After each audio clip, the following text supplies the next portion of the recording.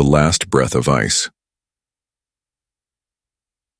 The sky above Velthara was pale and quiet. Not blue, not gray, just pale, like the last breath of something dying. Zayla held her pet tightly in her arms. Tanu's soft fur was crusted with frost. His little chest moved, up and down slower each time. She pulled her long cloak around them both, but it was too thin. The cold had already reached her bones. They were alone. The wind howled across the frozen valley. Ice crystals danced in the air like broken glass. Zayla's eyes were wide open, but her vision was starting to blur. She blinked slowly, her mind slipping away. They had promised to come back. The other survivors, the ones in the skyship when it broke, when it caught fire and fell, they said they would return. They left her behind with the words, "Wait here. We'll send help." That was 2 days ago. She didn't cry anymore. Her tears had frozen on her cheeks. Even her thoughts were getting slower. She knew what was coming. She had seen it before.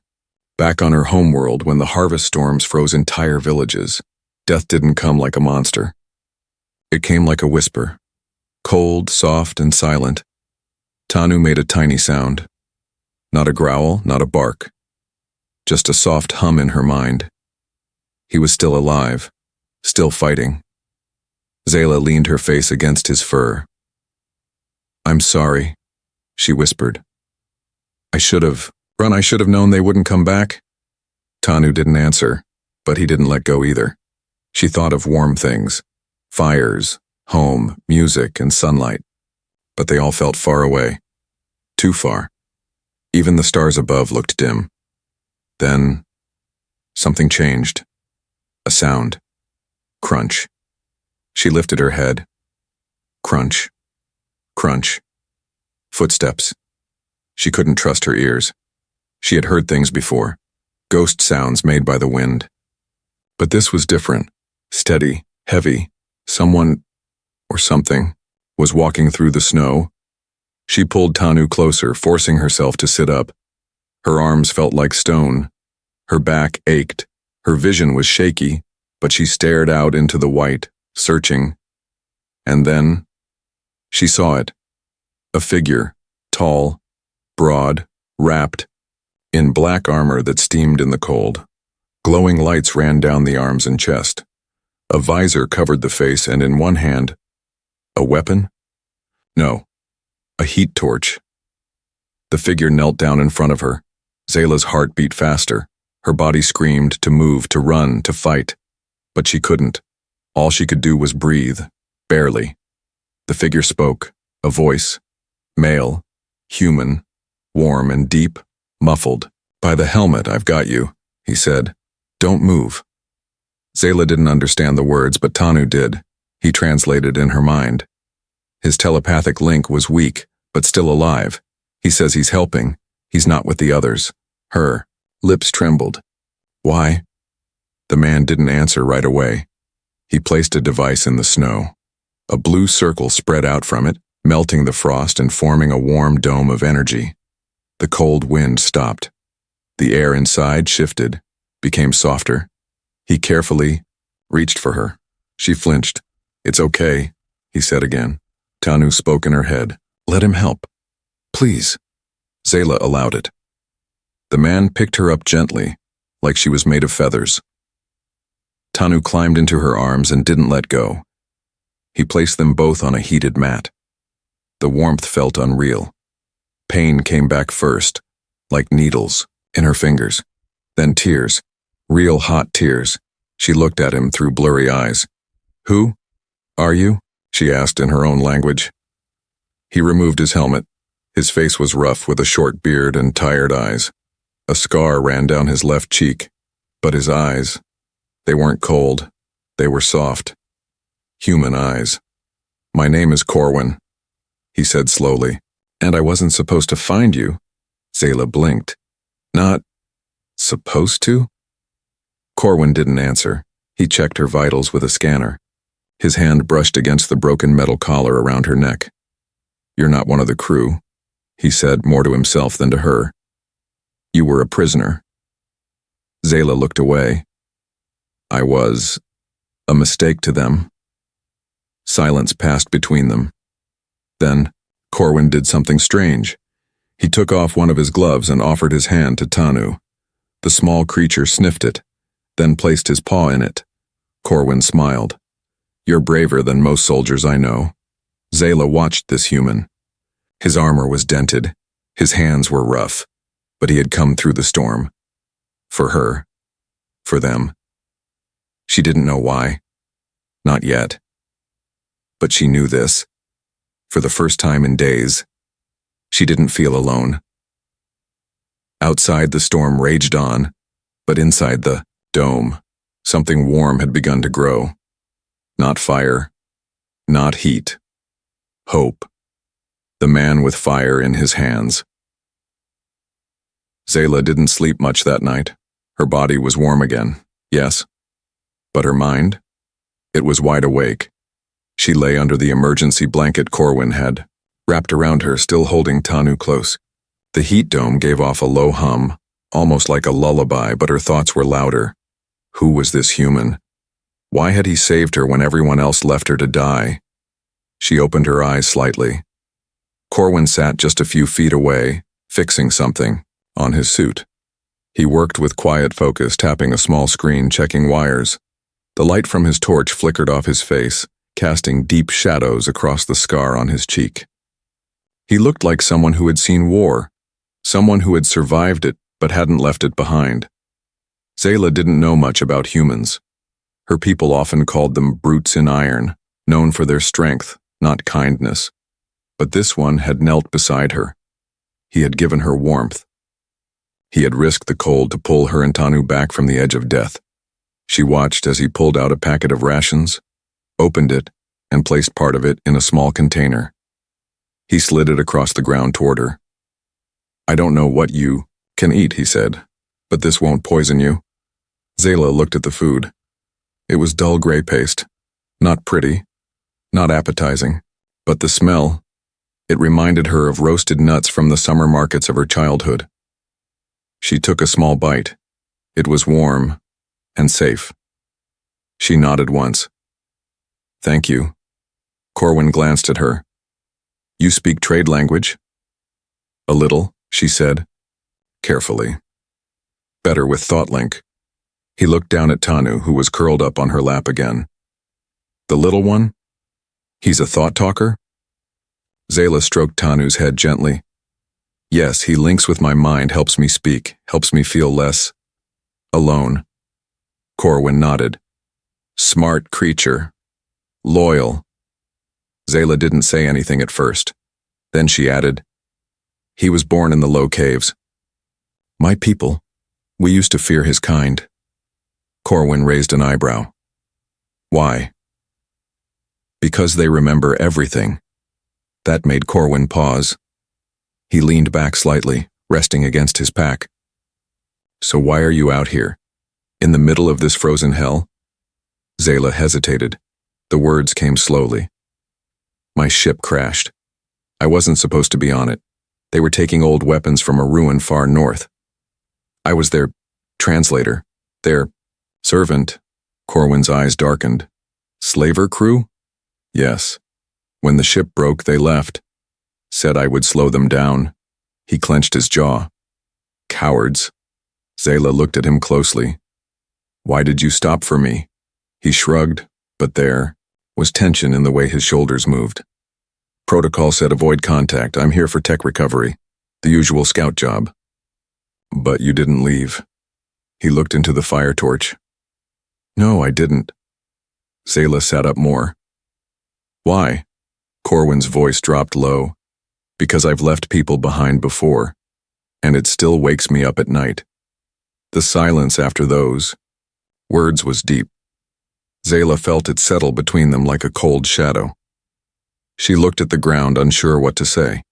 Tanu made a soft sound, then slowly got up and walked toward Corwin. He placed his tiny paw on the soldier's leg and sat there. Corwin looked down, surprised, then smiled. "You're not so bad, little guy." Zayla managed a small smile, too. It felt strange.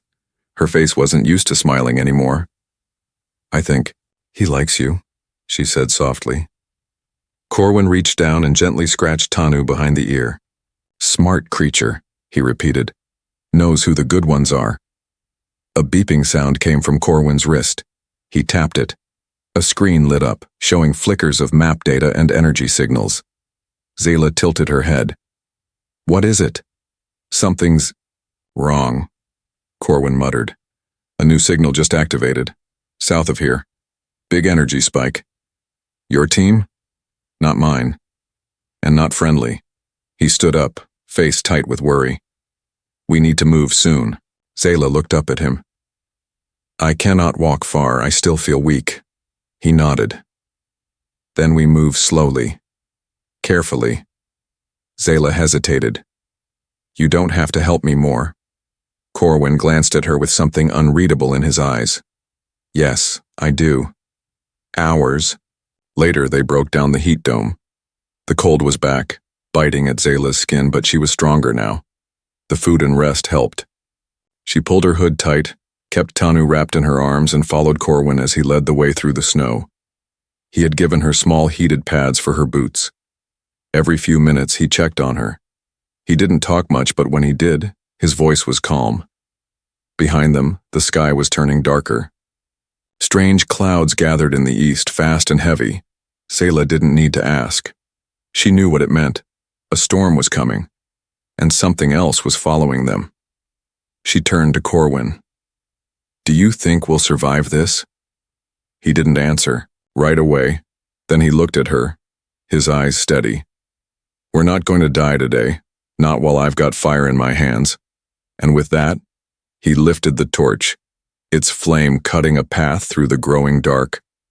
Zayla tightened her grip on Tanu and stepped forward, following the human through the snow. Somewhere deep inside her, the cold began to lose. When the storm has teeth. The storm came faster than they expected. One moment there was wind. The next, the sky itself was growling. Zayla could barely keep her eyes open. Snow slashed across her face like tiny blades. Corwin stayed ahead, walking, like a machine, steady, strong, never stopping. His heat torch cut a small bubble of warmth in the snow, just enough for them to follow. Without it, they would be blind. Tanu whimpered in her arms. His fur was soaked, but he kept his head under her chin. Zayla's legs burned with every step. The snow reached her knees now. Her cloak dragged like an anchor. But she didn't stop. She wouldn't. Not while Corwin still moved forward. Almost there, he called over the wind. Zayla could hardly hear him. Where? She shouted back. Cave, he said. Marked it on the map. We rest there. But as the storm howled louder, a new sound joined it, a scratching. Zayla froze. It wasn't the wind. It was something else, sharp, quick, and close. Corwin heard it too. He raised his weapon, scanning the area. The torch flickered once, twice. Then, it went dark. Everything turned black. No, Corwin muttered. Not now. Zayla clutched Tanu tighter. Corwin slammed the torch on the snow, trying to restart it. That's when the shadows moved.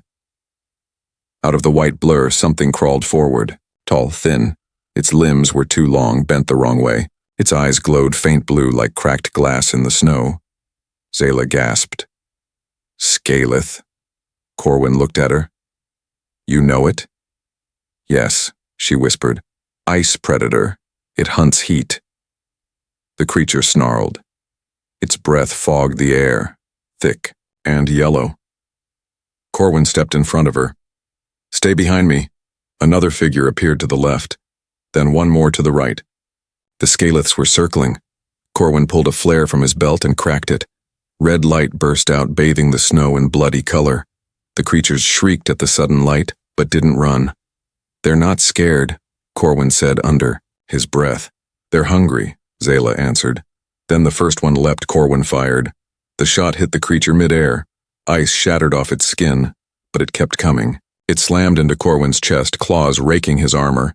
He rolled, grunted, and kicked it off. The second one charged. Zayla screamed. Corwin shot again. The creature howled, falling sideways. The third Scaleth moved in behind Zayla, Too close. Too fast. She turned, eyes wide, and raised her arm.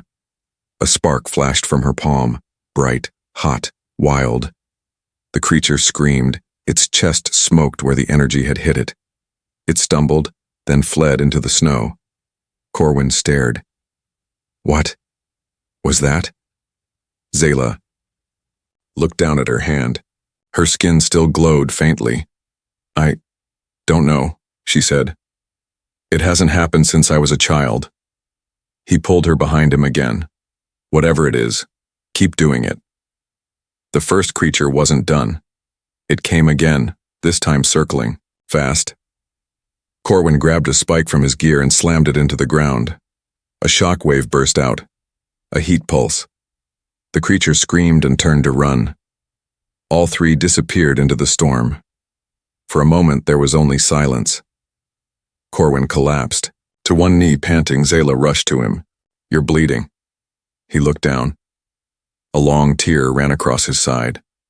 Blood leaked through the suit. I've had worse, he muttered. She tore part of her cloak and pressed it against the wound. You saved me. We saved each other, he said, wincing. He reached for the torch again. It buzzed back to life. A weak light glowed. Zayla pointed toward the cliff nearby. There, I remember. That cave. It's not far. He nodded. Together they limped through the storm, Zayla half holding him as they moved. The cave was small but deep. Warm air lingered inside, left over from geothermal pockets under the ice. Tanu curled up quickly, shaking from cold and fear. Corwin sat against the wall, breathing hard. Zayla started a small fire using the torch and some dried packs from his bag. She sat beside him watching the flame dance. You were right, she said after a while. This place has teeth. Corwin chuckled softly. And we didn't get eaten. That's a win. She looked at him, eyes serious. You could have run, you had a chance. He didn't answer right away. Then he looked at her and said, I told myself I wouldn't leave anyone behind again. Zayla leaned closer. You lost someone? Corwin's face changed. His eyes stared at the flame, distant. My brother. Years ago. Same kind of mission. He broke protocol to save civilians. I didn't back him up. By the time I tried, it was too late. Zayla was silent. I was a good soldier, he said, but a bad brother. She reached out and touched his arm. You saved me, she said. That's what matters now. He looked at her. For a second, the silence felt full of meaning. She pulled back, looking down. I don't understand why. I could shoot light from my hand. Corwin smiled faintly. Maybe you're stronger than you think. She nodded slowly. I was raised to obey, to stay quiet. But in the snow, I wanted to fight, not for myself, for Tanu, for you. He leaned his head back against the cave wall. That's the difference between monsters and heroes. Zayla tilted her head. And which are we? He looked at her, tired but smiling. Let's survive first. Then we can decide. Outside, the storm raged harder. But inside the cave, two people and one small creature found something rare on a dying world, fire, shelter, and trust. The fire she carries. Morning came slowly on Velthara, not with sunlight, but with silence. The storm had passed. Snow lay thick outside the cave mouth, quiet as a grave. The sky was pale once again, but clear. The wind had stopped screaming, replaced by a silence so heavy it almost pressed on the chest. Inside, Corwin stirred awake. His side throbbed, but he was alive. The wound had been cleaned and sealed with a field patch. Zayla had stayed up most of the night, making sure it didn't reopen. Now she sat by the cave entrance, watching the horizon, her pet nestled beside her. She looked different in the morning light. Not just tired, older, as if something deep inside her had shifted overnight. Her back was straighter, her eyes sharper. The frightened girl who had clutched her pet in the snow was gone. Corwin sat up slowly. How long was I out? Zayla turned, her head. A few hours. You needed it. He stretched carefully, testing his side. Still hurts. You're lucky. That Scaleth's claw missed your lung by a finger. Corwin gave a dry laugh. Luck's been following me lately. Zayla said nothing. She stared out at the snow again. After a long pause, she asked, What will you do after this? He blinked. After? Yes. When we reach safety. Corwin looked down. I don't know. This was supposed to be a 3-day sweep, find old tech. Mark hotspots. Return. No civilians, no mess. You found both, she said. He nodded. Yeah. Zayla stood up slowly, pulling the cloak around her shoulders. I think I remember where the sanctuary is. Corwin raised an eyebrow. Sanctuary? She turned to face him. A place hidden by my people long ago, deep under the ice. It's where creatures like Tanu were once protected, before the wars, before the bioharvest began. Corwin frowned. Bioharvest? Zayla nodded. My ancestors used to drain energy from telepathic species. Minds like Tanu's, gentle, powerful, were seen as fuel. They called it biocore extraction. It powered entire cities. Corwin looked at Tanu, who sat quietly, his eyes full of knowing. So the sanctuary, it's a grave, she said. But it holds something important. A warning, a memory. Corwin ran a hand through his hair. Let me guess. Humans are here now, looking to mine that tech.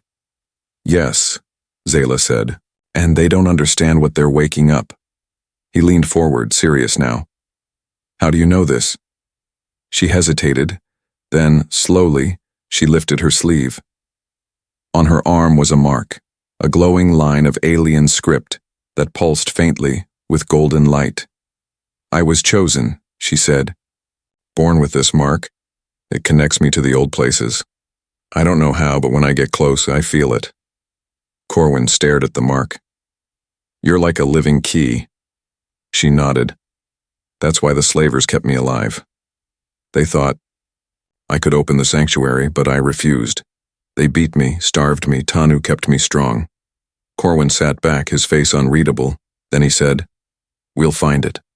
We'll get there first. Zayla looked surprised. You'll help me? He looked at her with steady eyes. I didn't come here to strip the bones of a dead world. I came here to finish something, and maybe fix what I didn't before. She studied him for a long moment, then nodded. Then we go together. The journey to the sanctuary was not easy. They traveled for hours, crossing ice fields and climbing frozen ridges. Zayla led the way now, her sense of direction guided by the pulse of her mark and Tanu's silent intuition. The farther they went, the more Corwin noticed how she had changed. She moved like someone with purpose now. Someone born to carry secrets. At one point, they passed the wreckage of an old shuttle. Corwin paused, recognizing the markings. Human. Tech, he muttered. Zayla bent beside him, brushing ice from a small box half buried in the snow. What is it? She asked. Corwin opened it. Inside were small cylinders, data cores. He pulled one out and tapped it. A blinking light showed a familiar symbol. Military seal, he said. This isn't salvage. This is black site material. Zayla looked uneasy. They've already been here. Corwin stood quickly. We're running out of time. By dusk, they reached the edge of a deep crevasse. Zayla paused. It's down there, she whispered. I can feel it. The wind moaned softly through the canyon. Corwin looked over the edge, spotting a narrow trail that led down. As they began their descent, a faint hum filled the air. Not mechanical, not natural, something old. At the base of the crevasse, they found a circular door built into the ice wall. Alien script glowed across its surface, matching the mark on Zayla's arm. She stepped forward. As she touched the door, it rippled like water, then slowly opened. Corwin reached for his weapon, but Zayla held up a hand.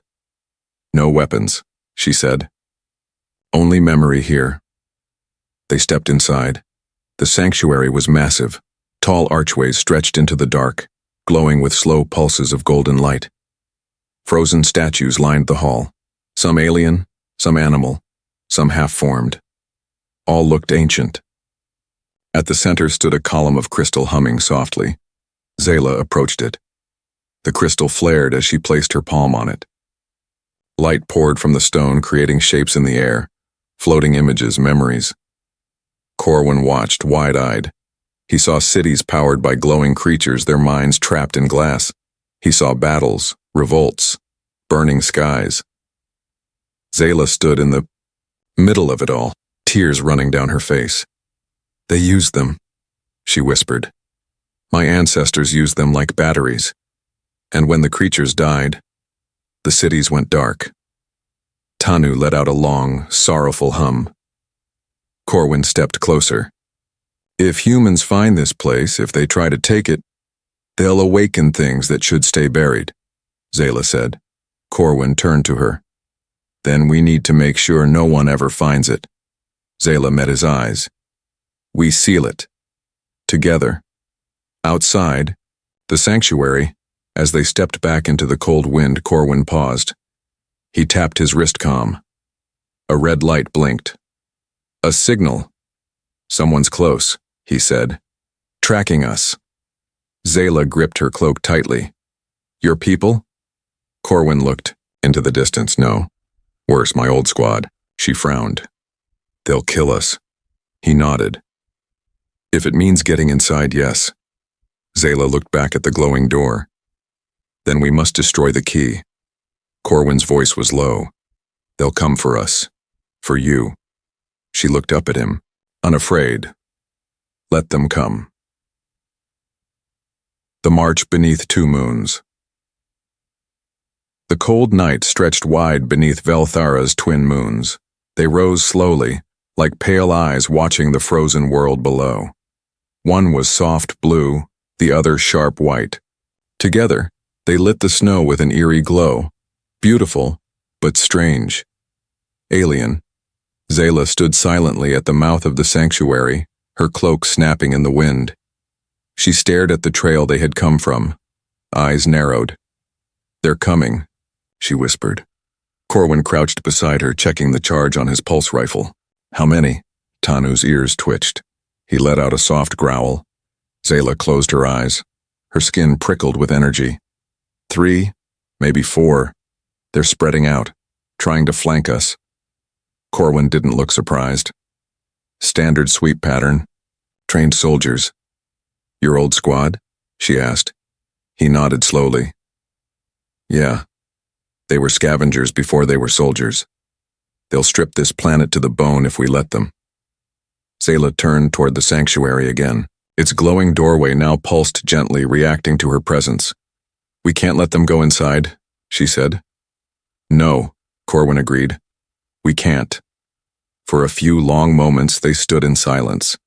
Then Corwin shouldered his rifle and turned toward the slope. We move. We draw them away. Zayla hesitated. But if they find the sanctuary, they won't, he said. We leave false trails, scatter signals, buy time. Zayla looked at him, reading something deeper in his voice. You're thinking of staying behind. Corwin didn't answer.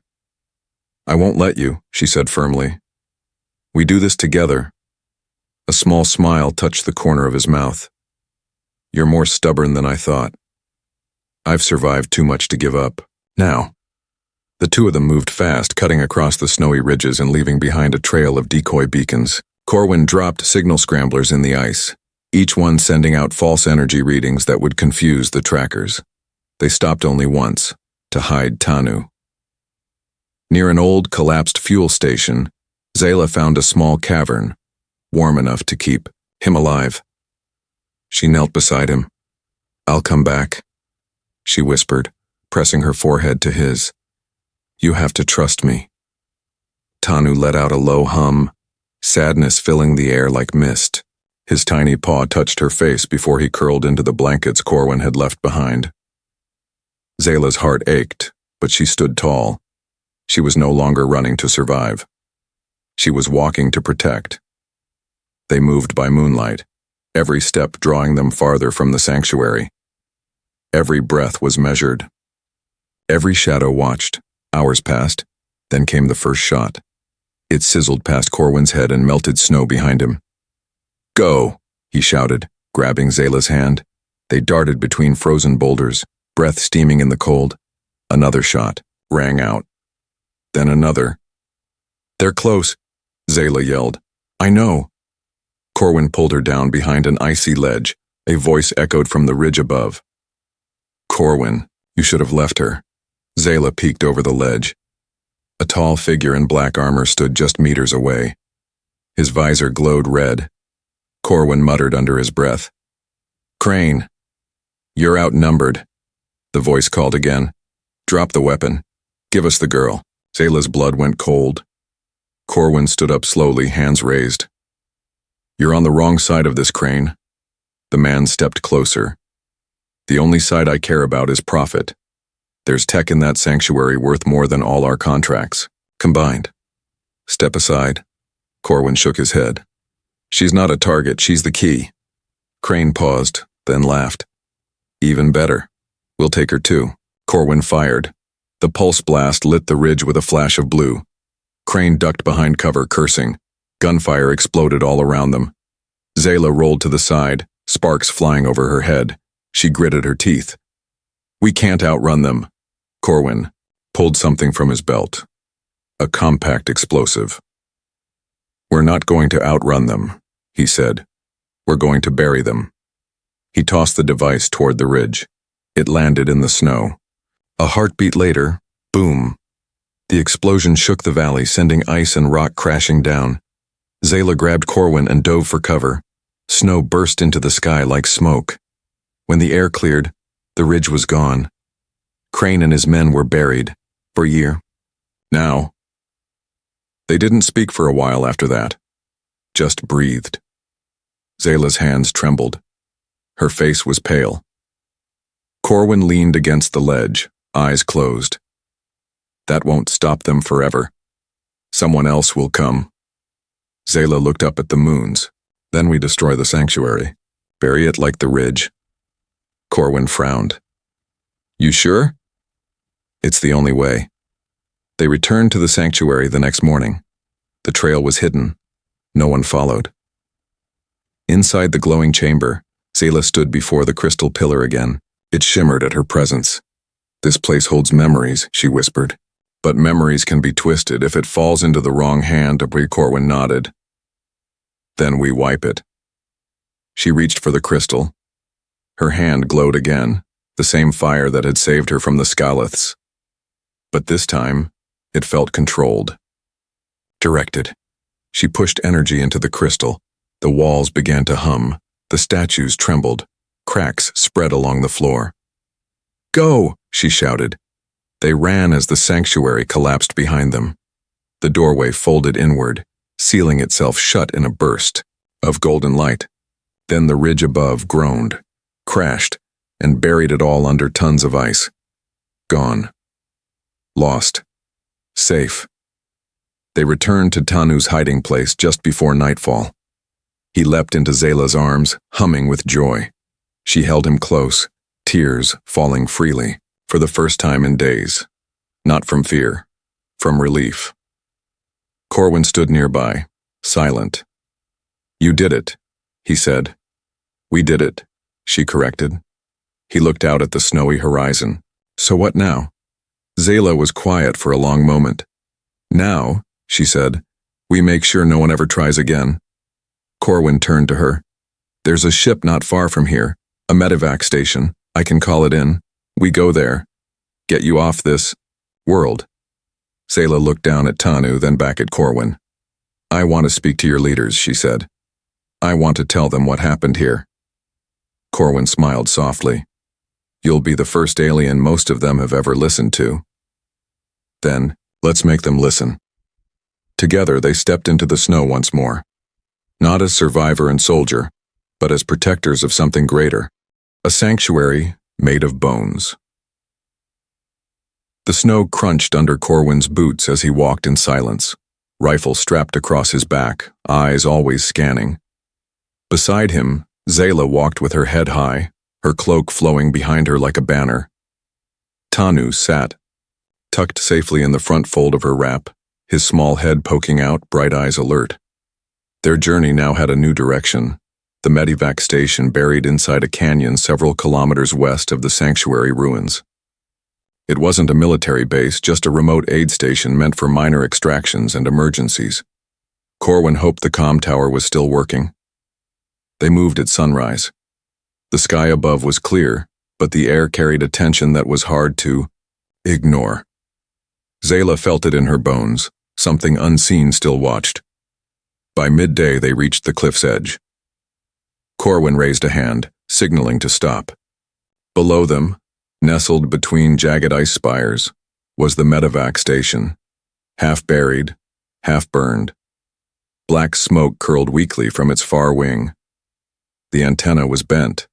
The landing pad was empty. A bad sign. Corwin frowned. Something happened here. Zayla stepped forward. "Can we still send a message?" "Maybe," he said. "Depends if the core systems are still running." He led the way down the icy slope, boots sliding on smooth stone. They reached the outer wall in minutes, stepping cautiously through a broken door. Inside, the base was cold and dark. Flickering lights cast long shadows over metal walls. A few broken med pods lined the hallway, their screens blinking red. Corwin muttered. They stripped it. Zayla looked around, eyes narrowing. Not just stripped. Attacked. He nodded. Yeah, probably Crane's people. Looking for evac points. Maybe looking for me. They found the comm room deeper inside. One terminal still glowed faintly. Corwin set down his pack and worked fast, connecting his wrist comm into the system. A hiss of static. Then, a voice.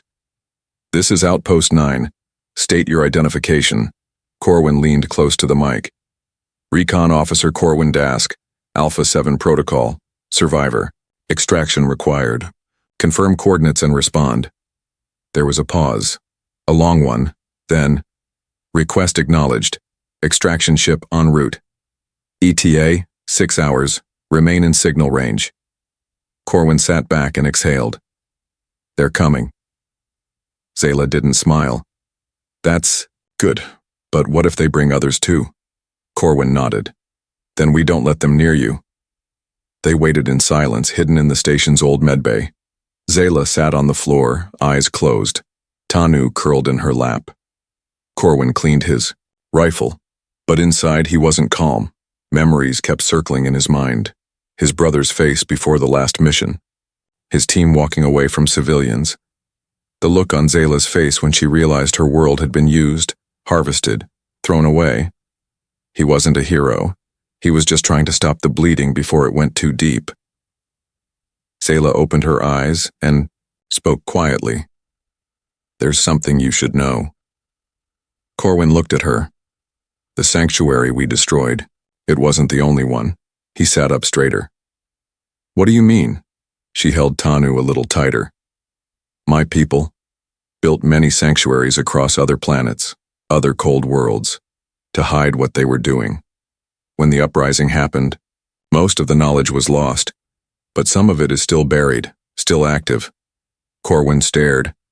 "You're saying the same tech, same bio-core systems could be out there?" Zayla nodded. "Yes, and the humans will keep looking. If they find one without me to explain what it really is, they'll make the same mistakes." He finished for her. Zayla whispered, "Or worse." The sky outside began to darken. The sound of engines echoed far off. Corwin stood quickly, checking his wrist. "They're here."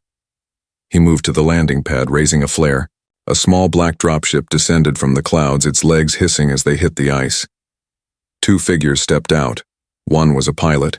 The other, a tall, clean-shaven man in a black officer's coat. Corwin recognized him instantly. Commander Lorraine, the man who had signed off on the mission. The one who said no non-human variables were worth delay. Lorraine walked forward, hands behind his back. "Corwin," he said, voice calm. "Wasn't expecting you to need pickup. You're usually smarter than that." Corwin didn't move. "Mission changed, so I heard." The system flagged unauthorized flare beacons followed by seismic activity. Then we lost contact with Crane's unit. He raised an eyebrow. "Care to explain?" Zayla stepped out behind Corwin before he could answer. Lorraine's expression changed. He stared at her. "Alien?" Zayla looked him in the eyes. "My name is Zayla of Velthara, and I know what you were really looking for." Lorraine's voice hardened. "She was part of the slaver crew?" Corwin answered. "She was their prisoner." Lorraine turned to Corwin. "You've broken 10 codes just by bringing her here." "I've broken more by staying silent," Corwin shot back. "There's a reason those ruins are buried. They were never meant to be found." Zayla stepped closer. "The tech down there, your team will never understand it.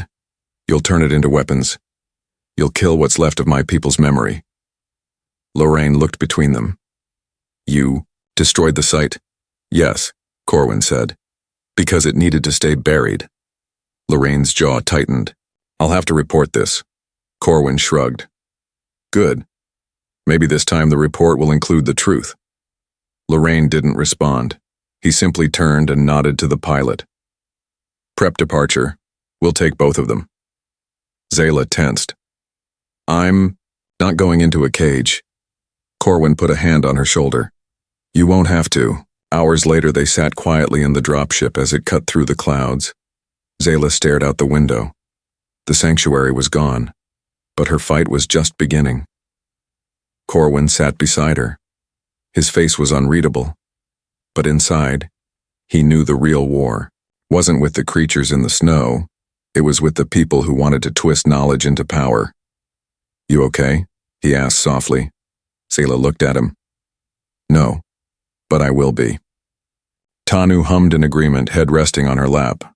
Ahead, the lights of orbit stations blinked in the dark.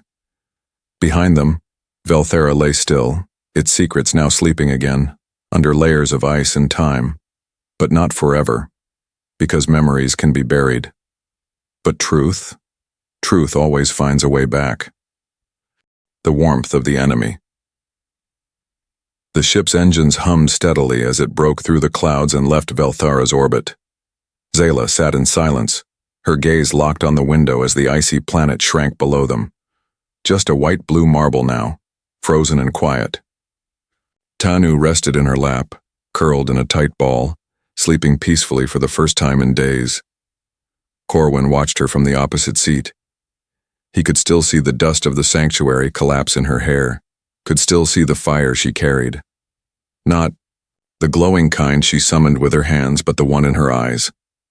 A fire made of loss, memory, and purpose. The human officer, Commander Lorraine, had retreated to the cockpit. He'd said nothing more since giving the extraction order. But his silence wasn't surrender. It was calculation. Corwin knew the man. Lorraine wouldn't forget this, and neither would the rest of command. A few hours later, the ship docked with Orbital Station 12, one of Earth's mid-tier stations used for off-world processing and emergency intake. It was clean, quiet, and far too clinical for Zayla's liking.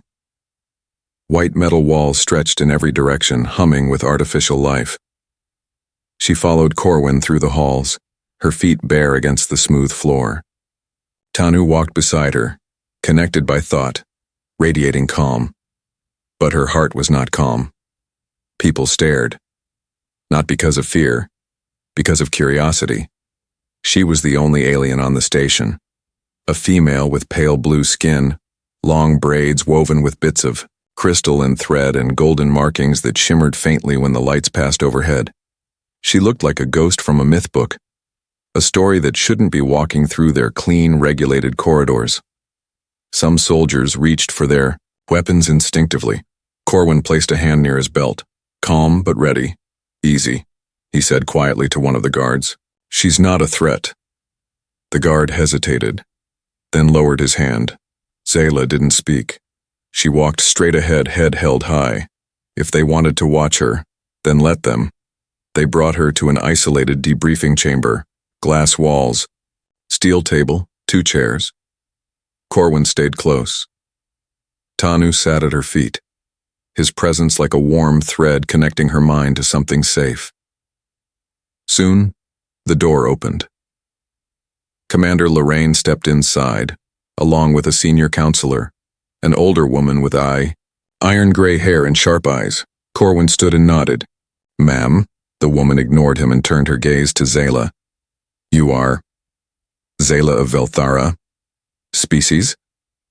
"My people had many names," she said calmly. "But you can call us the Kalithri." The counselor sat. "We reviewed your transmission. We understand you destroyed a facility containing alien technology, tech that could be valuable to both our governments." Corwin raised his voice. "Valuable? It was a graveyard, a torture site." The woman blinked. "We are not debating morals, Officer Dask. We're discussing potential. This bio-core energy source could power half a colony fleet. And it cost thousands of lives on her world," he snapped. "You weren't there." Zayla placed her hand gently on the table. A soft glow came from her fingertips. "Do you want to see?" she asked. The counselor leaned back. "See what?" Zayla closed her eyes. Tanu stood, walked forward, and placed a paw on the floor. The room filled with images, not from cameras, not from devices, but from memory. The sanctuary, the frozen statues, the cries of the creatures, the glowing prison, crystals pulsing with stolen thought, Corwin's gun, the scaliths, the snowstorm, her voice breaking as she screamed into the wind. All of it. When the vision faded, the room was quiet. The counselor's hands were shaking. Lorraine looked pale. Zayla opened her eyes.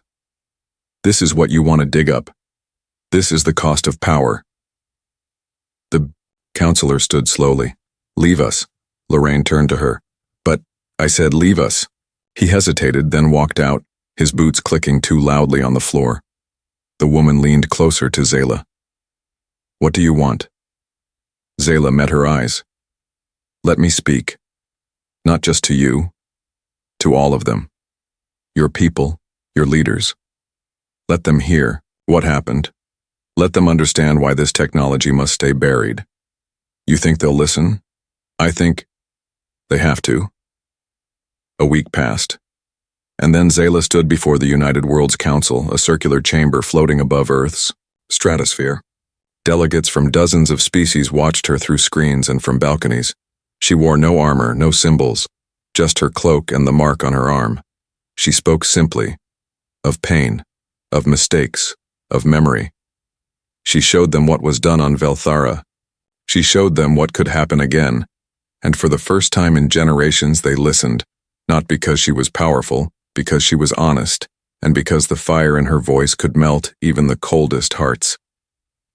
Later, on the viewing deck, Corwin stood beside her as Earth spun slowly beneath them. Tanu lay curled at their feet watching the stars. "You changed something today," Corwin said quietly. Zayla shook her head. "We changed it." He glanced sideways. "So, what now?" She didn't answer right away. Then she turned to him, voice softer. "I want to help find the other sanctuaries. Not to claim them, to protect them. Seal them before others do what my ancestors did." He nodded slowly. "I know a few people who can help." She looked at him for a long time. "I don't have a home anymore," she said. "But maybe I've found one." Corwin smiled. "We could use someone like you on the inside." She raised an eyebrow. "Is that a job offer?" He chuckled. "Let's call it a partnership." Zayla stepped closer. "I've never trusted humans," she said. Corwin leaned forward just enough. "Maybe I'm not like most humans." She smiled gently. "No, you're not." Then, without warning, she reached forward and placed her hand over his warm, alive, not as an alien, not as a soldier, just 2 souls who had survived the snow. Final scene later that evening, in a quiet part of the station, Zayla found a room with artificial trees and a sky dome, Earth's atmosphere simulated in light. She stood beneath the stars with Tanu curled beside her, and for the first time in what felt like a lifetime, she sang a quiet melody in her native tongue. Soft, sad, beautiful. Corwin listened from the doorway, arms crossed. He didn't speak. He didn't need to. He understood. Because sometimes the greatest war wasn't on battlefields. It was in hearts, between fear and trust. And tonight, trust had won.